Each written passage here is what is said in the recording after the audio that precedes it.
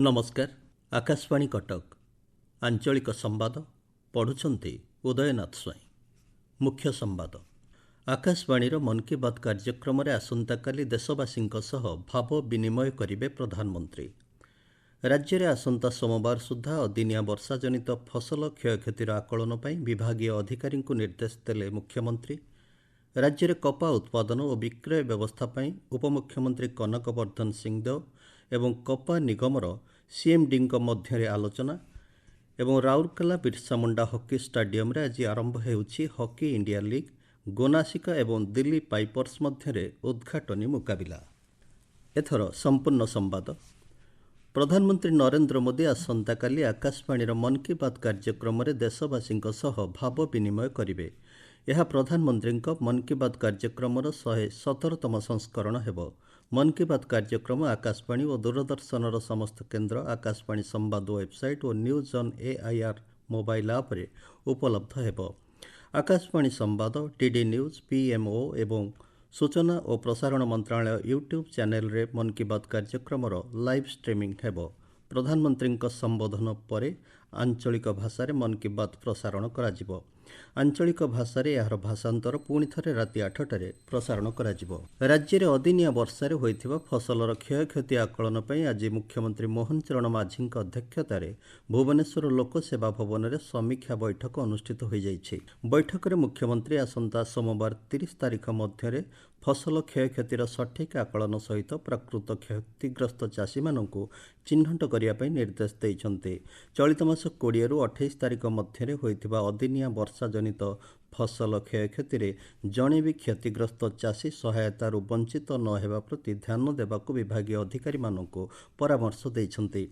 बीमा करिथिबा समस्त चाषी निर्धारित समय सीमा मध्य क्षयक्षति संपर्क में बीमा कंपनी मानकू सूचना जोगाई देबा पई व्यापक सचेतनता सृष्टि उपरे मुख्यमंत्री गुरुत्व देइछन्ते।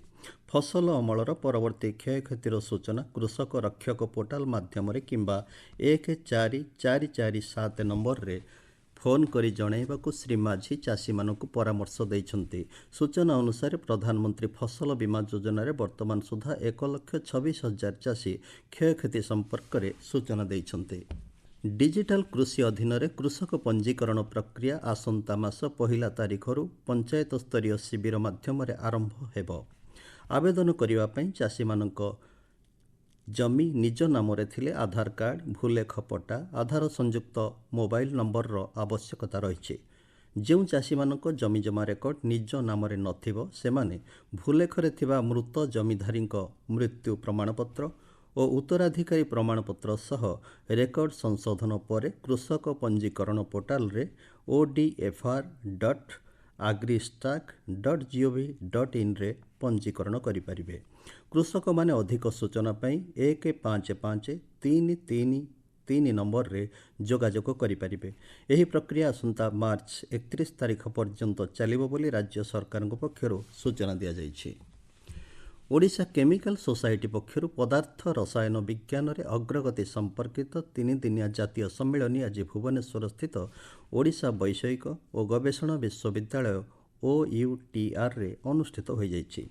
कार्यक्रम में विज्ञान और प्रजुक्ति विद्या मंत्री कृष्ण चंद्र पात्र मुख्य अतिथि भाव जोगदे रसायन विज्ञान को विज्ञानर मूल भित्ति बोली कहवा सह राज्य में एक उत्सर्गीकृत रसायन विज्ञान प्रतिष्ठानर आवश्यकता उपरे गुरुत्व आरोप करथिले। समाजर प्रगति में आवश्यक योगदान उद्देश्य आसंता 2 दिन धरी एही सम्मेलन में एकाधिक वैषयिक अधिवेशन अनुष्ठित हेब। भारतीय महाकाश गवेषणा संगठन इसरो आसंता सोमवार यार स्पेस डकिंग परीक्षण स्पारडेक्स अभियान आरंभ करिवो। महाकाश राष्ट्रमंत्री जितेंद्र सिंह कहिसंती इसरो पई यह चलित वर्षर शेष मिशन जहाँकि ऐतिहासिक हेबो।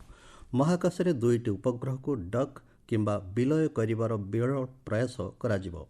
डॉक्टर सिंह कहिसंती स्पारडेक्स मिशन स्पेस डकिंग को आयत्त करिबारे सक्षम राष्ट्रगुड़िक मध्य भारतर स्वतंत्र स्थान सृष्टि करिबारे सहायक हेबो।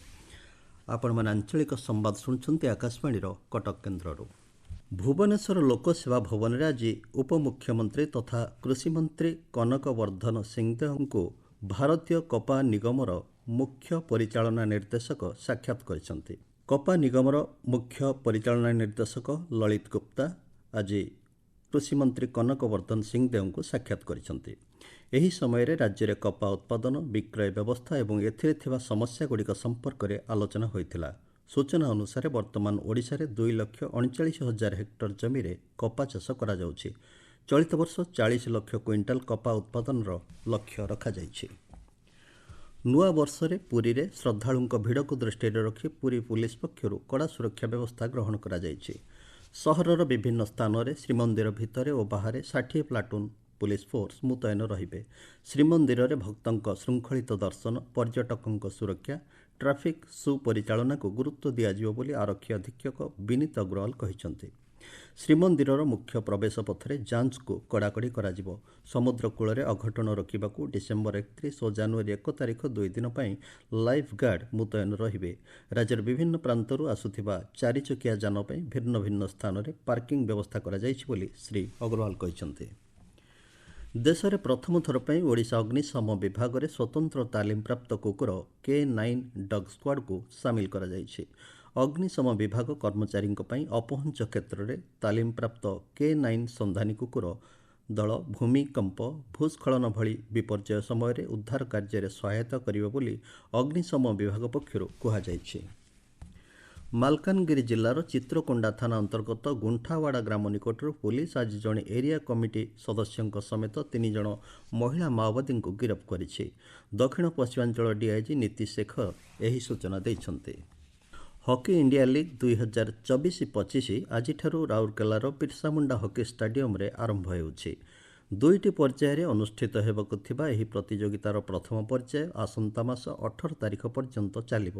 ଏ ସମ୍ପର୍କରେ ଆକାଶବାଣୀ ସମାଚାର କଟକକୁ ହକି ଇଣ୍ଡିଆର ସଭାପତି ଦିଲ୍ଲୀପ ତିର୍କୀ କହିଛନ୍ତି, ଆଜି ଉଦ୍ଘାଟନ ଅଛି ଏଚ୍ଏଏଲ୍ର ରାଉରକେଲାରେ। ଏଥର ମେନ୍ସରେ 8 ଟିମ୍ସ ପାର୍ଟିସିପେଟ୍ କରୁଛନ୍ତି, ଓମେନ୍ସରେ 4 ଟିମ୍ସ। ଏଚ୍ଏଏଲ୍ ପ୍ରତି ୟୁଥ୍ ଖେଳାଳିଙ୍କ ପାଇଁ ବହୁତ ଇମ୍ପୋର୍ଟାଣ୍ଟ। ତାଙ୍କ ପାଇଁ ଗୋଟେ ଏକ୍ସପୋଜର ଗୋଟେ ବହୁତ ଭଲ ପ୍ଲାଟଫର୍ମ, ଯୋଉଠିକି ୱାର୍ଲଡ ଟପ୍ ପ୍ଲେୟାର ସହିତ ଖେଳିବେ ମାସେ ଧରିକି। ଆଉ ଆମ ଓଡ଼ିଆ ଖେଳାଳିଙ୍କର ମଧ୍ୟ ବହୁତ ଡେଭଲପମେଣ୍ଟ ନିଶ୍ଚୟ ହେବ। ଏଦି ଜାଣିକି ବହୁତ ଖୁସି ଲାଗୁଛି କି ବହୁତ ପୁଅ ଝିଅ ଓଡ଼ିଶାରୁ ମଧ୍ୟ ଏଇ ହକି ଇଣ୍ଡିଆ ଲିଗ୍ରେ ଏ ବର୍ଷ ଖେଳୁଛନ୍ତି। ହକି ଇଣ୍ଡିଆ ଲିଗ୍ ଆଗକୁ ଆହୁରି ଲୋକଙ୍କ ପାଖରେ ପହଞ୍ଚି ପାରିବ, ଆହୁରି କ୍ରେଜ୍ ବଢ଼ିବ ୟା ଦେହରୁ, ଏବଂ ପ୍ରତ୍ୟେକ ଖେଳାଳିମାନଙ୍କୁ ମୋ ତରଫରୁ ବେଷ୍ଟ ୱିଶେସ୍। ଗୋନାସିକା ଏବଂ ଦିଲ୍ଲୀ ଏସ୍ଜି ପାଇପର୍ସ ମଧ୍ୟରେ ଆଜି ଉଦ୍ଘାଟନୀ ମ୍ୟାଚ୍ ଅନୁଷ୍ଠିତ ହେବ। ଏହି ମ୍ୟାଚ୍ ଆଜି ରାତି 8:15 ସମୟରେ ଖେଳାଯିବ। ଏହି ପ୍ରତିଯୋଗିତାରେ ଖେଳାଳିମାନେ ସେମାନଙ୍କର ଶ୍ରେଷ୍ଠ ପ୍ରଦର୍ଶନ ଦେବାକୁ ଲକ୍ଷ୍ୟ ରଖିଛନ୍ତି ବୋଲି ଆକାଶବାଣୀକୁ ଗୋନାସିକା ଦଳର ଖେଳାଳି ନୀଲମ ସଞ୍ଜୀବ ଖେସ୍ କହିଛନ୍ତି। ମୁଁ ନୀଲମ ସଞ୍ଜୀବ ଖେସ୍। ଆଜିଠାରୁ ଆରମ୍ଭ ହେଉଛି ହକି ଇଣ୍ଡିଆ ଲିଗ୍। ମୁଁ ଟିମ୍ ଗୋନାସିକା ପାଇଁ ଖେଳିବାକୁ ବହୁତ ଉତ୍ସାହିତ। 7 ବର୍ଷ ପରେ ଏଚ୍ଏଏଲ୍ ଆରମ୍ଭ ହେଉଛି। ନିଜର ଟ୍ୟାଲେଣ୍ଟ ଦେଖାଇବା ପାଇଁ ଓଡ଼ିଶା ତଥା ଭାରତର ହକି ଖେଳାଳିଙ୍କ ପାଇଁ ଏହା ଏକ ଭଲ ସୁଯୋଗ। ଆସନ୍ତା ମାସ 31 ତାରିଖରେ 2ଟି ଯାକ ସେମିଫାଇନାଲ ମ୍ୟାଚ୍ ଏବଂ ଫେବୃଆରୀ 1ରେ ଫାଇନାଲ ମ୍ୟାଚ୍ ଖେଳାଯିବ। ତେବେ ପୂର୍ବତନ ପ୍ରଧାନମନ୍ତ୍ରୀ ଡକ୍ଟର ମନମୋହନ ସିଂହଙ୍କ ବିୟୋଗ ଯୋଗୁଁ 7 ଦିନିଆ ରାଷ୍ଟ୍ରୀୟ ଶୋକ ପାଳନ ହେତୁ ଉଦ୍ଘାଟନୀ ସମାରୋହ ନିରାଡମ୍ବର ସହକାରେ ହେବ। ଏଥିରେ କୌଣସି ସାଂସ୍କୃତିକ କାର୍ଯ୍ୟକ୍ରମ ହେବ ନାହିଁ ବୋଲି ଘୋଷଣା କରାଯାଇଛି। ପୂର୍ବତଟ ରେଳପଥ କ୍ରୀଡ଼ା ସଂଗଠନ ପକ୍ଷରୁ ସମ୍ବଲପୁର ରେଳବାଇ ଷ୍ଟାଡିୟମରେ ଗତ 22 ତାରିଖରୁ ଆରମ୍ଭ ହୋଇଥିବା ଆନ୍ତଃ ବିଭାଗୀୟ ଫୁଟବଲ ଟୁର୍ଣ୍ଣାମେଣ୍ଟ ଆଜି ଉଦ୍ଯାପିତ ହୋଇଛି। ଇଞ୍ଜିନିୟରିଂ ଏବଂ ଇଲେକ୍ଟ୍ରିକାଲ ଦଳ ମଧ୍ୟରେ ଖେଳାଯାଇଥିବା ଫାଇନାଲ ମ୍ୟାଚ୍ରେ ଇଲେକ୍ଟ୍ରିକାଲ ଦଳ ବିଜୟୀ ହୋଇଥିଲା। ଅତିରିକ୍ତ ମୁଖ୍ୟ ରେଳ ପ୍ରବନ୍ଧକ ଆନନ୍ଦ ସିଂ ମୁଖ୍ୟ ଅତିଥି ଭାବେ ଯୋଗଦେଇ ବିଜୟୀ ଦଳକୁ ପୁରସ୍କୃତ କରିଥିଲେ। ନୂଆପଡ଼ା ଜିଲ୍ଲା ଖଡ଼ିଆଳ ରାଜା ଆର୍ତ୍ତତ୍ରାଣ ହାଇସ୍କୁଲ ପଡ଼ିଆରେ ଅନୁଷ୍ଠିତ 21ତମ KCSA କ୍ରିକେଟ ଟୁର୍ଣ୍ଣାମେଣ୍ଟର ଚତୁର୍ଥ ଦିନରେ ଆଜି ବଲାଙ୍ଗୀର ସୋନପୁରକୁ ପରାସ୍ତ କରି 33 ରନ୍ରେ ବିଜୟୀ ହୋଇଛି। ମୁଖ୍ୟମନ୍ତ୍ରୀଙ୍କ ଜନ ଅଭିଯୋଗ ଶୁଣାଣି ଆସନ୍ତା ସୋମବାର 30 ତାରିଖ ଦିନ ଭୁବନେଶ୍ୱର ୟୁନିଟ୍ 5 ସ୍ଥିତ ମୁଖ୍ୟମନ୍ତ୍ରୀଙ୍କ ଅଭିଯୋଗ ପ୍ରକୋଷ୍ଠରେ ଅନୁଷ୍ଠିତ ହେବ। ଆଗ୍ରହୀ ଜନସାଧାରଣ ଜନଶୁଣାଣି ପୋର୍ଟାଲ କିମ୍ବା ଜନଶୁଣାଣି ମୋବାଇଲ ଆପ୍ଲିକେସନ ମାଧ୍ୟମରେ ପଞ୍ଜୀକରଣ କରିପାରିବେ। ମୁଖ୍ୟ ସମ୍ବାଦ ପୁଣିଥରେ। ଆକାଶବାଣୀର ମନ୍ କି ବାତ୍ କାର୍ଯ୍ୟକ୍ରମରେ ଆସନ୍ତାକାଲି ଦେଶବାସୀଙ୍କ ସହ ଭାବ ବିନିମୟ କରିବେ ପ୍ରଧାନମନ୍ତ୍ରୀ। ରାଜ୍ୟରେ ଆସନ୍ତା ସୋମବାର ସୁଦ୍ଧା ଅଦିନିଆ ବର୍ଷାଜନିତ ଫସଲ କ୍ଷୟକ୍ଷତିର ଆକଳନ ପାଇଁ ବିଭାଗୀୟ ଅଧିକାରୀଙ୍କୁ ନିର୍ଦ୍ଦେଶ ଦେଲେ ମୁଖ୍ୟମନ୍ତ୍ରୀ। ରାଜ୍ୟରେ କପା ଉତ୍ପାଦନ ଓ ବିକ୍ରୟ ବ୍ୟବସ୍ଥା ପାଇଁ ଉପମୁଖ୍ୟମନ୍ତ୍ରୀ କନକବର୍ଦ୍ଧନ ସିଂହଦେଓ ଏବଂ କପା ନିଗମର ମୁଖ୍ୟ ପରିଚାଳନା ନିର୍ଦ୍ଦେଶକଙ୍କ ମଧ୍ୟରେ ଆଲୋଚନା। ଏବଂ ରାଉରକେଲା ବିର୍ସାମୁଣ୍ଡା ହକି ଷ୍ଟାଡିୟମରେ ଆଜି ଆରମ୍ଭ ହେଉଛି ହକି ଇଣ୍ଡିଆ ଲିଗ୍। ଗୋନାସିକା ଏବଂ ଦିଲ୍ଲୀ ପାଇପର୍ସ ମଧ୍ୟରେ ଉଦ୍ଘାଟନୀ ମୁକାବିଲା। ଆଞ୍ଚଳିକ ସମ୍ବାଦ ଆଜି ପାଇଁ ଏତିକିରେ ଶେଷ ହେଲା। ନମସ୍କାର।